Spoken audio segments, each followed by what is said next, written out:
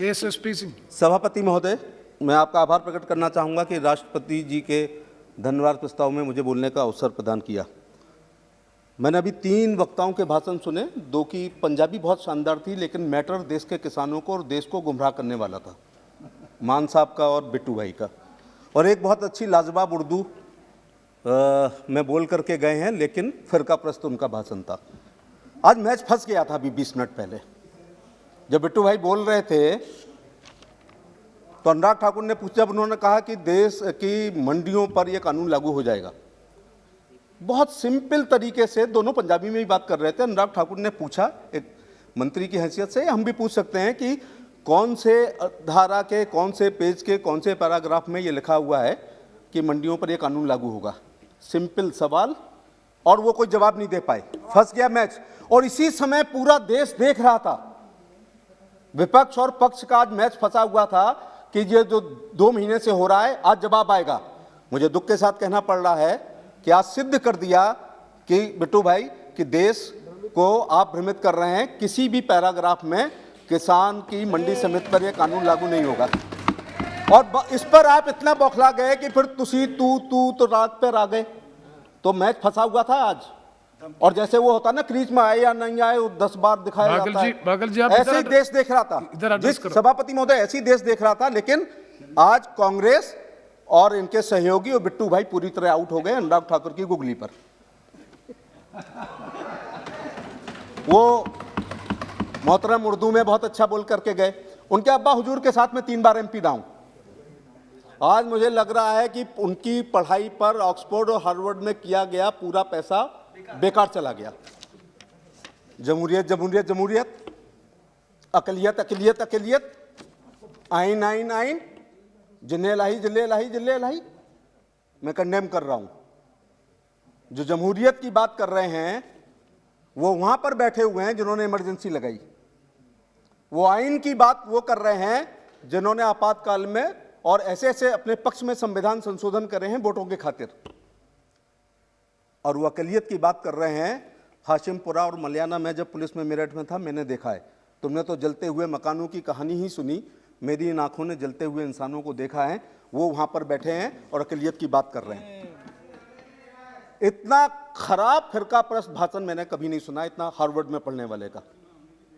हिंदू और मुस्लिम के एहसासात को मत छेड़िए, दफन है जो बात उस बात को मत छेड़िए। गलतियां बाबर की थी, जुम्मन का घर फिर क्यों जले। ऐसे नाजुक वक्त में हालात को मत छेड़िए, और छेड़ना है तो छेड़िए मिलजुल कर एक जंग गरीबी के खिलाफ। दोस्त मेरे, मजहबी लगमात को मत छोड़िए। लेकिन मेरे मित्र ओवैसी जब खड़े होते हैं तो केवल फिरका परस्त बातें और हमेशा धार्मिक बातें इस प्रकार के करते हैं। आप जिले लाही जिले लाही जिले लाही कर रहे हैं। अरे भैया, उर्दू है लेकिन इसका अर्थ होता है बादशाह। देश की आज़ादी के बाद जब बाबा साहब भीमराव अम्बेडकर अपने साथियों के साथ आइन लिख रहे थे तो उन्होंने बेगमों की नसबंदी कर दी। कोई नहीं पैदा होगा नवाब, और ना रानी की पेट से राजा पैदा होगा। अब बैलेट बक्से से गरीब जनता अपने सेवक को चुनेंगे, और जिसको आप जिले लाई कह रहे हैं वो अपने को प्रमुख सेवक कहता है और वो अपने को चौकीदार कहता है। पहले उन्होंने कहा, प्रधानमंत्री ने, कि चौकीदार हूं, बाद में हमने टी-शर्ट पहनी कि मैं भी चौकीदार हूं। उनको जिले लाई कहना क्या ये उचित है? इसलिए कई बार ओवैसी भाई तुम्हारे भाषण को लग के अच्छा था कि परिंदा और पक्षी भी अच्छे होते हैं, क्योंकि परिंदे कभी फिरका प्रस्त नहीं होते। कभी मंदिर पे जा बैठे, कभी मस्जिद पे जा बैठे, और तुम केवल मस्जिद पे ही जाके बैठते हो, कभी मंदिरों की तरफ ये परिंदा कभी बैठता भी नहीं है और देखता भी नहीं है। सर, मैं कहना चाह रहा था कि भाषण सुन रहा हूं मैं, विपक्ष के सब बड़े नेता बोल लिए हैं। 21 में 24 का खौफ नजर आ रहा है। 21 में 24 का खौफ नजर आ रहा है। तमाम चेहरों पर खौफ जारी है। एक चिराग अंधेरों पर कितना भारी है। इसलिए तो मैं इस युग की सबसे बड़ी उपलब्धि, युग शताब्दी नहीं, इस कलयुग की सबसे बड़ी उपलब्धि और इस शताब्दी का सबसे गैर जिम्मेदार बयान पर अपनी बात कहना चाहूंगा। अभी तो ये आपकी नोकझोंक की वजह से मेरा ये भाषण हुआ।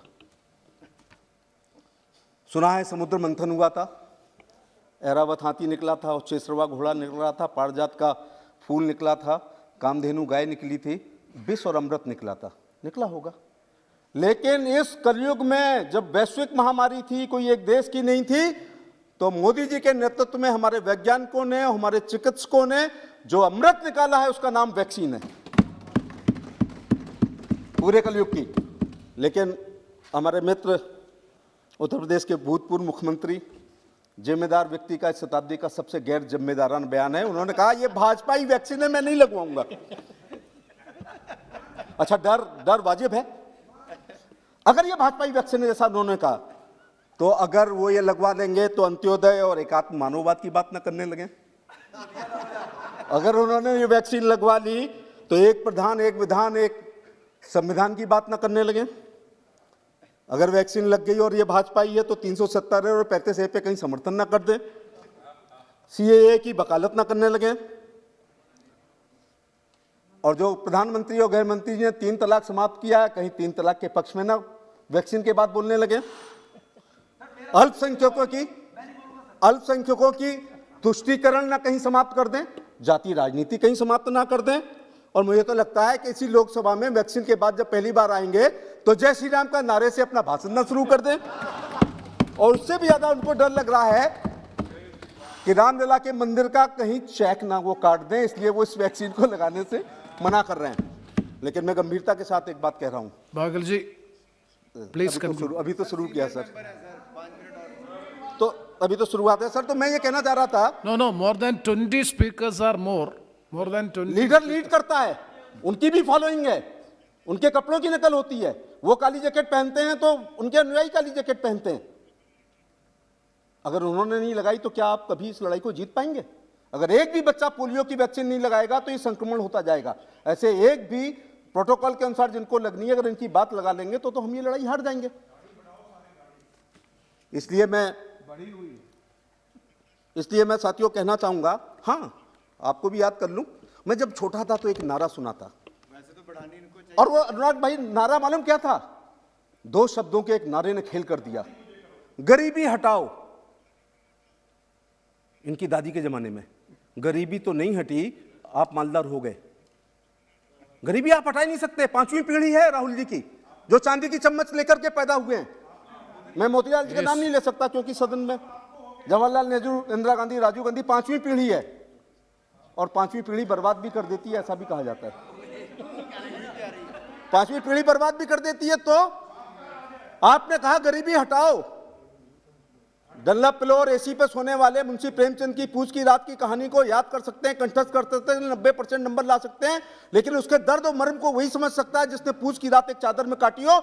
नरेंद्र मोदी उसी परिवार से आते हैं, इसलिए गरीब कल्याणकारी योजनाएं होती हैं। एक शेर सुन लीजिएगा, पंजाब के लोग बड़े शौकीन हैं।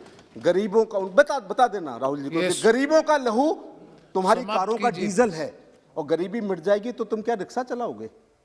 इसलिए ये गरीब लोगों को, अच्छा आपने जब गरीबी नहीं, आपने हुजूरे आला जब गरीबी हटा दी तो ये कौन लोग थे जिन्होंने 8 करोड़ लोगों ने उज्ज्वला के चूल्हे प्रधानमंत्री ने दिए? हमारी दादी नानी को फूंकते फूंकते चूल्हे में मोतियाबिंद हो गया, अंधी हो गई। आपने गरीबी हटा दी, 8 करोड़ लोग फिर भी गरीब रह गए। आपने गरीबी हटा दी, 41 करोड़ लोग जिन्होंने बैंक की शाखा नहीं देखी थी, राष्ट्रीयकरण बैंकों का आपने किया, लेकिन 41 करोड़ लोग। Yes, I do agree, but and I'm a very junior member. I should also have time. just please conclude, please. बड़े कम सुनने को मिलते हैं आजकल। मैं सर पढ़ूंगा नहीं, बिल्कुल मैं आपकी आंख में आंख डालकर आज बात करूंगा। तो 8 करोड़ लोग गरीब फिर भी रह गए, जबकि मिसेस गांधी ने गरीबी हटाओ को बात नारा किया। 41 करोड़ लोगों ने बैंकों का राष्ट्रीयकरण आपने किया, लेकिन बैंक की शक्ल आपने देखने नहीं दी। मौत का कोई मुआवजा नहीं होता है। एक शेर है कि मैं अपने बच्चों के खातिर जान ही दे देता, लेकिन गरीब की जान का मुआवजा कम है। मोदी जी ने 2 लाख रुपए, अगर कोई देवी आपदा में मरेगा तो केवल 3 नए पैसे प्रतिदिन के बीमा पर, सर जो सिक्का आपने बंद कर दिया है फाइनेंस वालों ने, उस 3 पैसे प्रतिदिन के हिसाब से 12 रुपए सालाना के हिसाब से 2 करोड़ रुपए मिलेगा। और इसी प्रकार से 9 करोड़ लोगों को 11, इस प्रकार से 21 करोड़ 2 लाख रुपए मिलेगा। No, please. Shall I start, sir?